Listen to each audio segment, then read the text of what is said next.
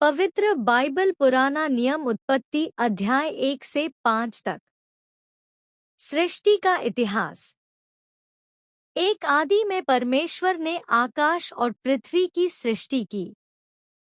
पृथ्वी बेडौल और सुनसान पड़ी थी और गहरे जल के ऊपर अंधियारा था तथा परमेश्वर का आत्मा जल के ऊपर मंडराता था। पहला दिन उजियाला।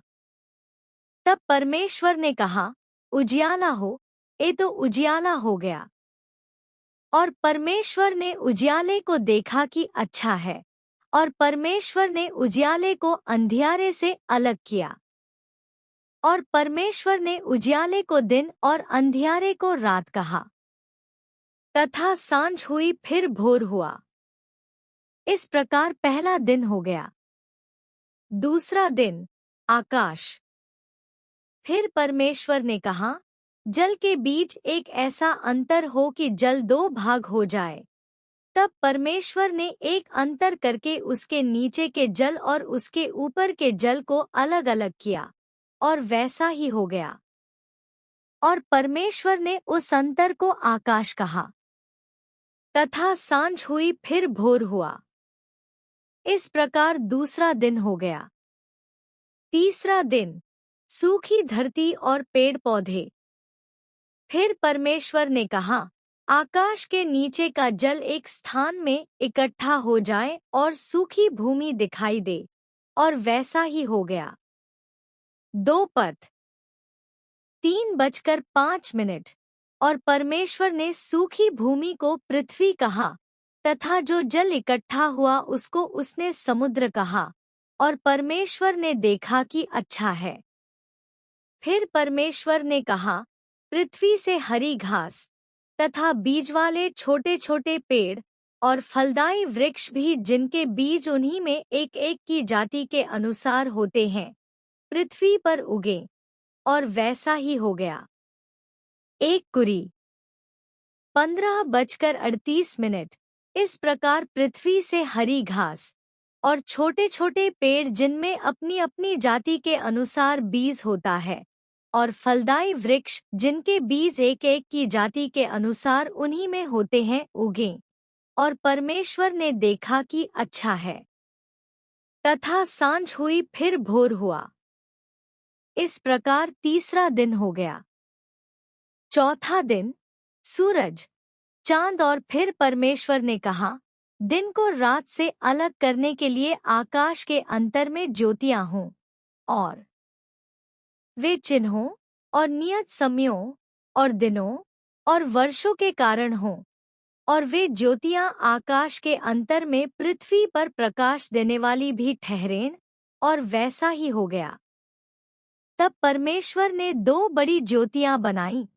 उनमें से बड़ी ज्योति को दिन पर प्रभुता करने के लिए, और छोटी ज्योति को रात पर प्रभुता करने के लिए बनाया, और तारागण को भी बनाया।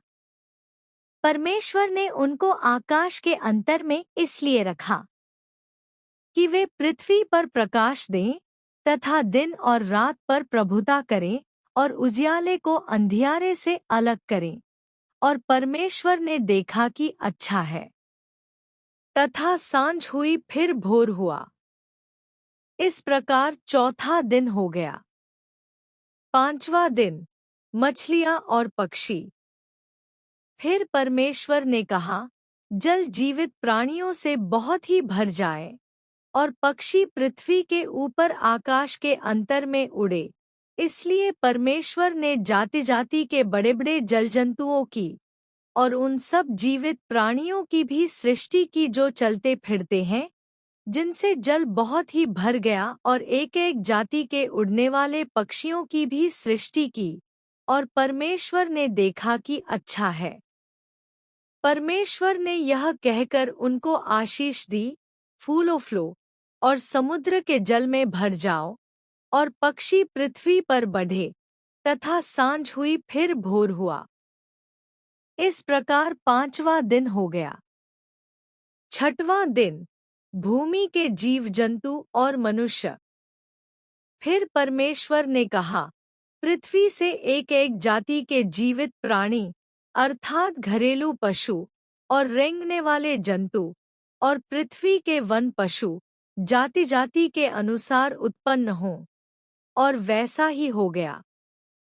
इस प्रकार परमेश्वर ने पृथ्वी के जाति जाति के वन पशुओं को और जाति जाति के घरेलू पशुओं को और जाति जाति के भूमि पर सब रेंगने वाले जंतुओं को बनाया, और परमेश्वर ने देखा कि अच्छा है। फिर परमेश्वर ने कहा, हम मनुष्य को अपने स्वरूप के अनुसार अपनी समानता में बनाएं, और वे समुद्र की मछलियों और आकाश के पक्षियों और घरेलू पशुओं और सारी पृथ्वी पर और सब रेंगने वाले जंतुओं पर जो पृथ्वी पर रेंगते हैं अधिकार रखें। याकूब 3:09। तब परमेश्वर ने अपने स्वरूप में मनुष्य को रचा, अपने ही स्वरूप में परमेश्वर ने मनुष्य की रचना की, नर और नारी के रूप में उसने मनुष्यों की सृष्टि की। और परमेश्वर ने उनको आशीष दी और उनसे कहा, फूलो फलो और पृथ्वी में भर जाओ और उसको अपने वश में कर लो, और समुद्र की मछलियों तथा आकाश के पक्षियों और पृथ्वी पर रेंगने वाले सब जंतुओं पर अधिकार रखो। फिर परमेश्वर ने उनसे कहा, सुनो, जितने बीज वाले छोटे छोटे पेड़ सारी पृथ्वी के ऊपर हैं और जितने वृक्षों में बीज वाले फल होते हैं, वे सब मैंने तुमको दिए हैं, वे तुम्हारे भोजन के लिए हैं। और जितने पृथ्वी के पशु और आकाश के पक्षी और पृथ्वी पर रेंगने वाले जंतु हैं, जिनमें जीवन का प्राण है, उन सब के खाने के लिए मैंने सब हरे-हरे छोटे पेड़ दिए हैं। और वैसा ही हो गया। तब परमेश्वर ने जो कुछ बनाया था सबको देखा, तो क्या देखा कि वह बहुत ही अच्छा है। तथा सांझ हुई, फिर भोर हुआ। इस प्रकार 6वां दिन हो गया। 7वां दिन विश्राम। 2 इस तरह आकाश और पृथ्वी और उनकी सारी सेना का बनाना समाप्त हो गया।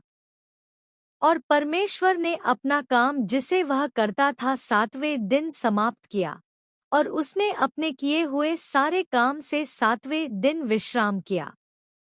इब्रा 4:04।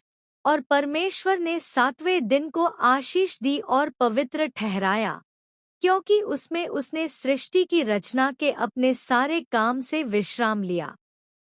आकाश और पृथ्वी की उत्पत्ति का वृत्तांत यह है कि जब वे उत्पन्न हुए, अर्थात जिस दिन यहोवा परमेश्वर ने पृथ्वी और आकाश को बनाया, तब मैदान का कोई पौधा भूमि पर न था और न मैदान का कोई छोटा पेड़ उगा था, क्योंकि यहोवा परमेश्वर ने पृथ्वी पर जल नहीं बरसाया था और भूमि पर खेती करने के लिए मनुष्य भी नहीं था।